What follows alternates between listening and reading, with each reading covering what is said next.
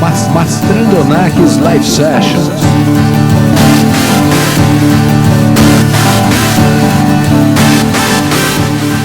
Mastrandonakis Live Sessions.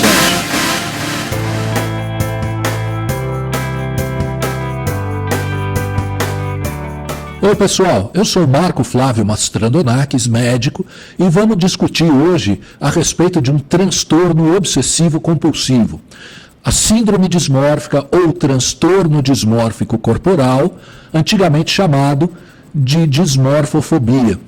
Ela se manifesta por uma preocupação excessiva, obsessiva e ansiosa por defeitos subjetivos na aparência física.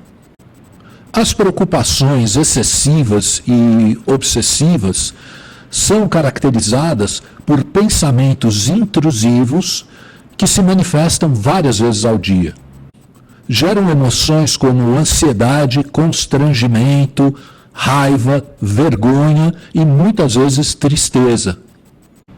O crescimento desse transtorno é devido às redes sociais, que elas impõem um padrão estético, muitas vezes inatingível, através de influenciadores digitais. Esses padrões estéticos levam a uma construção da autoimagem baseada num fator subjetivo, que são as redes sociais. A gente sabe que existe a presença de muitos filtros, e o que você está vendo lá é uma imagem fabricada, não necessariamente corresponde à verdade. Adolescentes são vítimas fáceis, porque elas impõem um sofrimento moral muito grande. Você imagina você ficar sofrendo o tempo todo com pensamentos de algo subjetivo te incomodando na sua autoimagem. Isso se configura como um novo fenômeno social. O problema muitas vezes passa despercebido por ser um fenômeno pouco visível.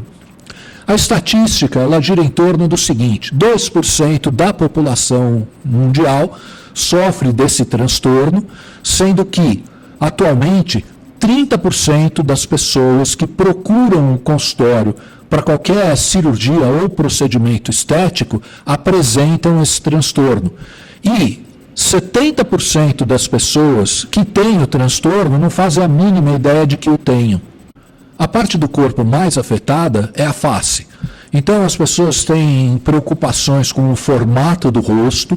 A gente tem visto procedimentos de bichectomia, com a retirada da gordura da face, para que as pessoas tentem ficar com um contorno mais esguio, por assim dizer, no rosto, e que acabam levando a longo prazo a um emagrecimento inestético, eu diria que muitas vezes desastroso. Temos preocupações com cabelos, dentes, orelha. Tem casos que você faz a cirurgia otoplastia, gruda ao máximo possível. Existe uma linha estética característica dessa cirurgia de resultado, e mesmo assim a pessoa continua se olhando e ela acha que ela continua com a orelha de abano. Muito comum a gente ouvir no consultório as pessoas dizerem: não, eu quero fazer por mim, não tem nada a ver com os outros. Um tipo recente de transtorno passou a ser a vigorexia, que é a preocupação excessiva, preocupação absolutamente excessiva com a forma física.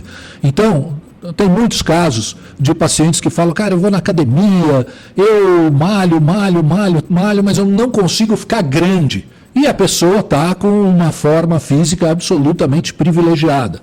Outro transtorno que pode ser acometido, e são transtornos que coabitam, são os transtornos alimentares, como a bulimia e a anorexia nervosa.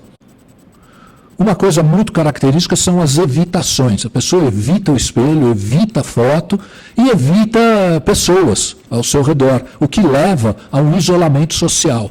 Além do isolamento social, existe o desenvolvimento de depressão, que muitas vezes pode atingir níveis.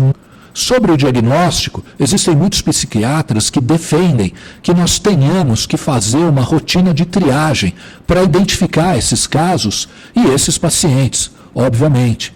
Quando o paciente chega no consultório do cirurgião plástico, do dermatologista, quando ele percebe que existe uma certa obsessão em algum defeito, esse paciente tem que ser encaminhado para o psiquiatra.